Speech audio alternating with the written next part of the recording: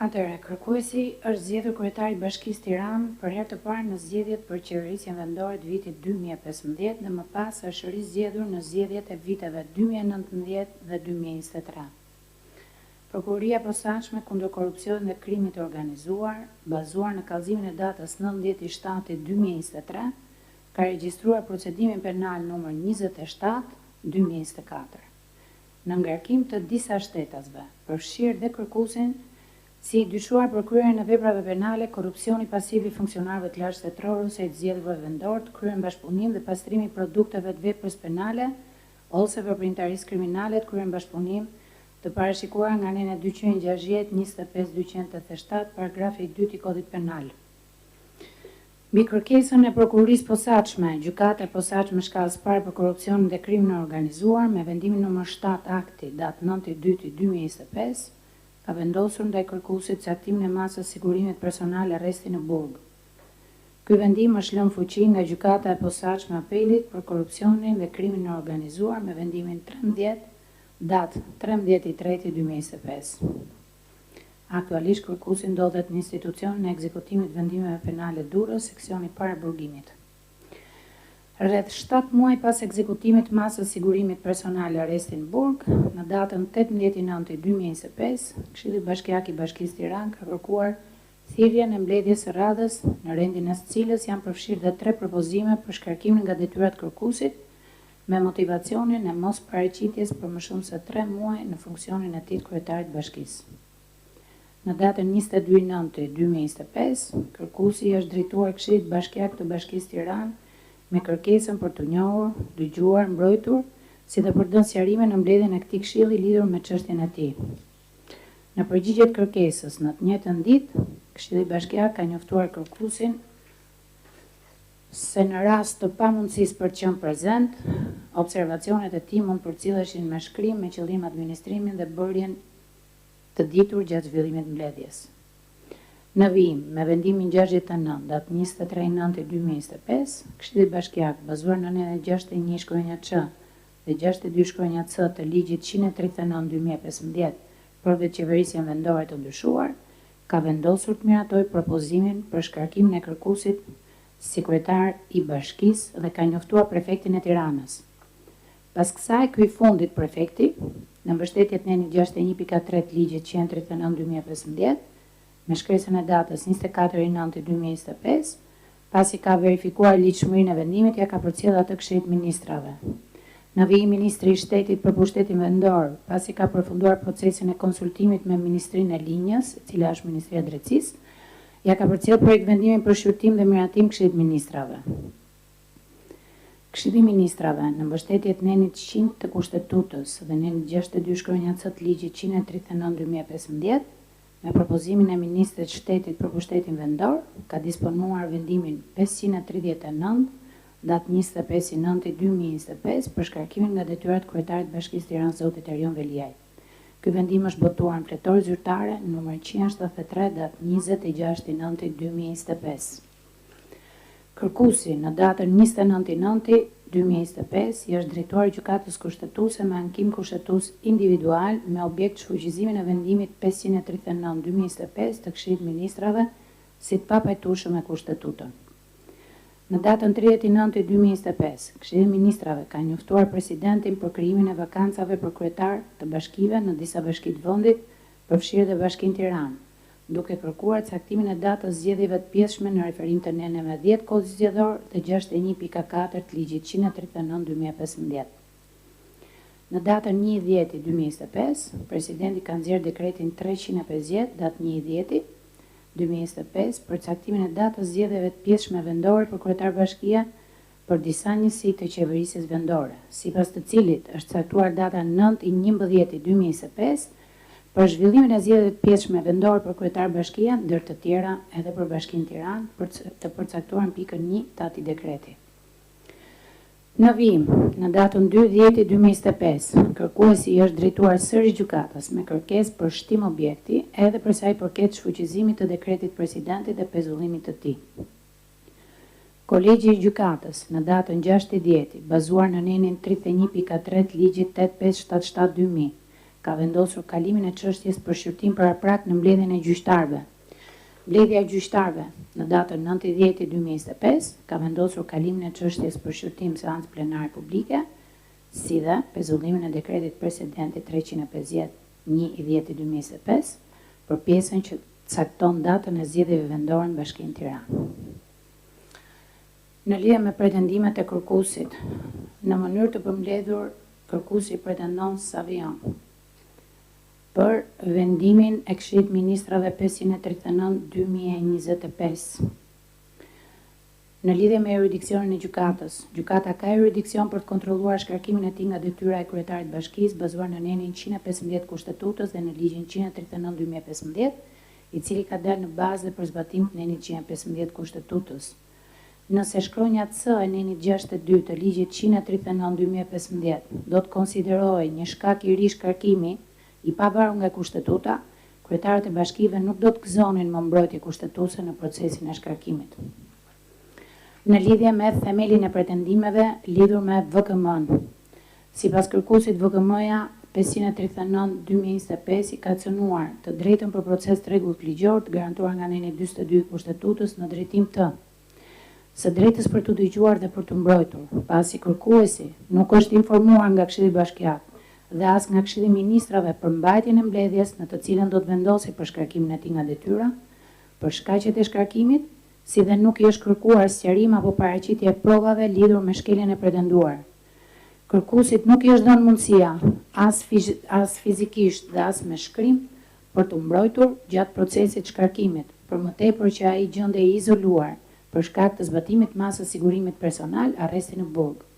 Ai është njohur nëpërmjet medias për fillimin e kësaj procedure, pa pasur asnjë njoftim zyrtar për të drejtën e tij për të marrë pjesë në mbledhjen e Këshillit Bashkiak. Urgjenca me të cilën është kryer procedura e shkarkimit, pasi vendimi i Këshillit Bashkiak është marrë në datën 23/9/2025, ndërsa vendimi i Këshillit Ministrave është marrë 2 ditë më vonë, pra 25/9/2025, pa i dhënë mundësinë atij të njihet paraprakisht me shkeljet që i atribuohen. Kjo urgjencë nuk justifikohet me mbrojtjen e interesit publik nga një rrezik i menjëhershëm dhe as me vimësinë e funksioneve të bashkisë. Po kështu, kërkuesi ka deleguar kompetencat për drejtuar bashkinë, duke vijuar ushtrimin e detyrës së tij. Diskutimi i shkarkimit të tij është trajtuar si pjesë e një mbledhje të jashtëzakonshme, ndonse shkarkimi i një kryetari bashkie nuk mund të bëhet në këto kushte, pasi nuk plotëson kriteret e nevojës dhe urgjencës. Për më tepër, mbledhja është zhvilluar në mungesë të pranisë fizike të anëtarëve të Këshillit Ministrave. Mungesa e shqyrtimit të thellë dhe efektiv, pasi nuk është analizuar shkaku i shkarkimit, pra nëse kërkuesi ishte në pamundësi objektive të pavarur nga vullneti i tij për mosparaqitje në detyrë. Nuk është vlerësuar rëndësia e ligjit të shkelur, pasojat e ardhura, kozjati atyre dhe qëndrimi subjektiv i kërkuesit ndaj shkeljes. Nëse masat e sigurimit personal do të konsiderohen shkelje rënd, kjo do t'i shndronte ato në instrumente politik për të ndërprerë mandatin dhe do të sillte deformim të kuptimit të nocionit shkelje rënd e ligjit. Është shkelur parimi i barazisë së armëve dhe kontradiktoriteti, pasi në Këshillin Bashkiak janë dëgjuar vetëm këshilltarët propozues shkarkimit, duke mos i dhënë mundësi kërkuesit njëjë me aktet dhe të paraqiste shpjegimet e tij. Po kështu, edhe Këshilli i Ministrave nuk e ka ftuar kërkuesin, por ka marrë parasysh vetëm propozimin e ardhur nga Këshilli Bashkiak. Në këtë mënyrë janë marrë parasysh vetëm argumentet e njërës palë, duke bërë procesin të mbyllur dhe të njëanshëm. Është cënuar standardi i arsyetimit të vendimit, pasi Këshilli i Ministrave nuk i ka dhënë përgjigje të arsyetuar kritereve ligjore që përcakton ligji për shkarkimin e kryetarit bashkisë. Ai nuk ka bërë analizë të parimit proporcionalitetit të garantuar nga nenin 17 i Kushtetutës, ndonse kërkuesi nuk ka bërë asnjë shkelje e cila të kërkonte shkarkimin e menjëhershëm të tij, dhe si i vetmi organ që ka të drejtën e shkarkimit të një kryetari bashkie, nuk mundet thjesht të miratoj propozimin e Këshillit Bashkiak, por duhet verifikoj themelin e vendimarrjes. Për të përcaktuar sjelljen si shkelje të rënd, nuk ka pasur asnjë analizë në drejtim të pasojave për komunitetin, qëndrimit subjektiv të kërkuesit dhe asnjë ndërlidhje midis rrethanës para burgimit dhe ndonjë sjellje që mund kualifikohet si shkelje e rëndë e ligjit. Është cënuar parimi i prezumimit pafajësisë, i garantuar nga një 30 i Kushtetutës, pasi ai, pra kërkuesi, është konsideruar fajtor pa një vendim në formës prerë dhe masa e sigurimet personale është përdorur si bazë faktike për ta shkarkuar atë nga detyra, ndonse paraburgimi nuk mund të prodhojë ipso facto ndërprerjet mandatit. Ndaj kërkuesit është paragjykuar dhe presupozuar një sjellje e fajshme. Organet përgjegjëse nuk kanë provuar nëse ekzistonte një masë më pak kufizuese që mbronte interesin publik. Shkarkimi nga detyra është mbështetur në një paragjykim të fajit, duke e trajtuar mungesën për shkak të masës sigurimit si provë të sjelljes së dënueshme. Shkaqe ekstraligjore të shkarkimit.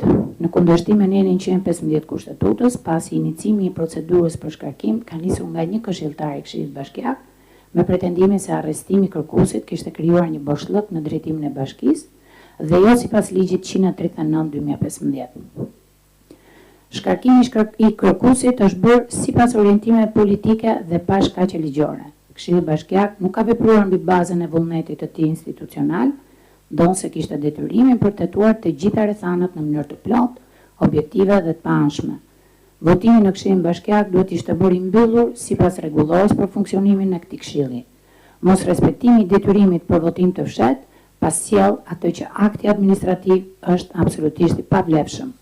Kushtetuta ka parashikuar se shkarkimi lejohet vetëm për shkelje të rënda të kushtetutës dhe të ligjit, pra çdo shkak tjetër është antikushtetues. Kjo krijon pasiguri dhe precedent rrezikshëm për të ardhmen e institucioneve vendore. Është shkelur parimi i autonomisë vendore dhe shtetit të së drejtës. Të garantuar këto nga nenet 4 dhe 115 Kushtetutës, pasi ndërprerja e mandatit është bërë pa u mbështetur në një shkak të parashikuar nga Kushtetuta dhe ligji i dalë në zbatim të saj. Neni 62 i ligjit 139/2015 konkretizon rastet e shkarkimit parashikuar nga neni 115 i Kushtetutës, përfshirë dhe mungesën 3 mujore pa shkaqe objektive. Në rastin konkret, mungesa arrihet nga një pamundësi objektive, pra nuk bën pjesë në nenin 62 shkronja C, dhe Këshilli i Ministrave ka krijuar një kriter të ri, që nuk gjendet në asnjë dispozitë juridike. Në këtë mënyrë, është bërë interpretimi i zgjeruar i dispozitës ligjore, duke përfshirë dhe mungesën në detyrë për shkaqe objektive. Kjo bën iluzore garancitë e nenit 115 Kushtetutës, duke cënuar në thelb decentralizimin dhe duke zëvendësuar vullnetin e zgjedhësve me diskrecionin ekzekutiv pas një bazë juridike. Kërkuesit i është cënuar ushtrimi i lirë i mandatit deri në përfundim të tij. Vendimi i shkarkimit ka cënuar Kartën Evropiane të Autonomisë Vendore dhe ligjin për organizimin dhe funksionimin e Këshillit Ministrave. Është cënuar parimi i hierarkisë së normave, i garantuar nga nenin 116 i Kushtetutës, pasi në vendimin e Këshillit Ministrave është përmendur vetëm neni 100 i Kushtetutës dhe neni 62 i ligjit 139/2015 si bazë ligjore, duke u anashkaluar neni 115 i Kushtetutës, i cili është i vetmi që autorizon ndërprerjen e parakohshme të mandatit të një organi të zgjedhur vendor. Neni 62 i ligjit 139/2015 ka zëvendësuar kështu Kushtetutën, duke u shndruar në një burim të pavarur kompetencash, pa kaluar filtrin kushtetues. Këshilli i Ministrave ka përdorur mungesën objektive si shkak për shkarkim, ndonse kjo gjë nuk parashikohet nga Kushtetuta. Shkronja C e nenit 62 të ligjit është te kalimi i rezervës kushtetuese dhe duhet deklarohet e papajtueshme me Kushtetutën ose të interpretohet në pajtim me nenin 115 saj. Masa e shkarkimit është e papajtueshme me Kushtetutën, pasi mungesa në detyrë mund të jetë shkak për shkarkim vetëm nëse është e shkaktuar nga rrethana objektive, pra nëse përbën shkelje të rëndë. Akti nuk ka dalë në bazë të nenit 115 Kushtetutës, ndonse Kushtetuta i përcakton shprehimisht rastet kur mund shkarkohet kryetari i bashkisë dhe është burimi vetëm i kompetencës për shkarkim. Neni 62 i ligjit 139/2015 nuk mund të përdoret si bazë pavarur, sikur krijon vetë një kompetencë shkarkimi, por duhet patjetër të kalojë përmes nenit 115 Kushtetutës. Shmangja e nenit 115 Kushtetutës nga vendimi i shkarkimit është një përpjekje për të justifikuar një kompetencë që nuk ekziston. Kushtetuta ka parashikuar se shkarkimi lejohet vetëm për shkelje të rënda të Kushtetutës dhe të ligjit, pra çdo shkak tjetër është antikushtetues. Kjo krijon pasiguri dhe precedent të rrezikshëm për të ardhmen e institucioneve vendore. Këto ishin për sa i përket vendimit të Këshillit Ministrave. Kërkuesi gjithashtu ka pretendime që i ka parashtruar në lidhje me dekretin 350/2025 të Presidentit të Republikës. Në lidhje me jurisdiksionin e gjykatës mbi këtë dekret, kërkuesi parashtron. Gjykata ka jurisdiksion për kontrollin e dekretit dhe kërkuesi legjitimohet në kërkimin e tij, pasi dekreti nuk është akt nënligjor dhe as administrativ, por akt kushtetues, të cilin as gjykatat administrative dhe as kolegji zgjedhor nuk mund ta marrin shqyrtim. Ndaj gjykata është i vetmi organ që mund shqyrtojë kushtetueshmërinë e tij. Nëse ankimi i dekretit të presidentit Republikës do të shqyrtohej në një gjykatë administrative, parashikimi kushtetues do të ishte iluzor dhe ankimi jo efektiv. Dhe në këtë mënyrë, ne 115 i kushtetutës do të humbiste thelbin e tij, garantimin e filtrit kushtetues para shkarkimit të organit të zgjedhur. Dekreti i presidentit Republikës është një akt i kushtëzuar nga e drejta ankimit brenda 15 ditëve sipas parashikimit kushtetues. Në lidhje me themelin e kërkesës mbi dekretin, kërkuesi parashtron se dekreti cënon rendin normativ dhe sigurinë juridike të garantuar nga aneni 4 i kushtetutës, pasi ju heq palve parashikueshmërinë e pasojave juridike që lidhen me pezullimin ipso iure të shkarkimit. Dobëson shtetin e së drejtës, cënon të drejtën për proces të rregullt ligjor, barazinë e palve dhe efektivitetin e mjetit mbrojtës. Presidenti ka marrë rolin e autoritetit që përcakton kompetencën e gjykatave dhe raportin midis jurisdiksionit kushtetues dhe atij administrativ, duke vlerësuar në mënyrë të njëanshme se ankimi kërkuesit duhet të bëhet në rrugë administrative, duke cënuar parimin e ndarjes së pushteteve. Në këtë mënyrë, presidenti ka marrë atributet e gjykatës, pasi ai nuk mund vlerësoj nëse organet shtetërore kanë vepruar sipas kompetencës apo në përputhje me procedurën për shkarkimin e të zgjedhurit vendor. Mandati i të zgjedhurit vendor nuk është funksion administrativ i deleguar nga shteti, por përfaqësim i vullnetit popullor dhe gëzon mbrojtje nga ndërhyrjet e pushtetit qendror në nivel kushtetues. Shpallja e datës së zgjedhjeve është një akt juridikisht i pavlefshëm dhe pa pasoja, dhe si i tillë përbën ndryrje nga garancitë kushtetuese të një të zgjedhur me votë të lirë. Presidenti nuk legjitimohet për të mbajtur qendrim në lidhje me ankimin e kërkuesit për shkarkimin nga detyra. Në të njëjtën linjë, edhe VKM-ja është akt kushtetues, pasi është nxjerrë në zbatim të drejtë për drejtë të kompetencave të shprehura në kushtetut. Dekreti i presidentit ka cënuar parimin e demokracisë përfaqësuese, pasi caktimi i datës së zgjedhjeve i paraprin vendimin e gjykatës duke krijuar një situatë faktike të kryer dhe ushtron presion mbi këtë të fundit, duke cënuar në këtë mënyrë dhe pavarësinë funksionale të saj. Këto ishin me pak fjalë të thëna në mënyrë jo të shkutuar pretendimet e kërkuesit. Faleminderit.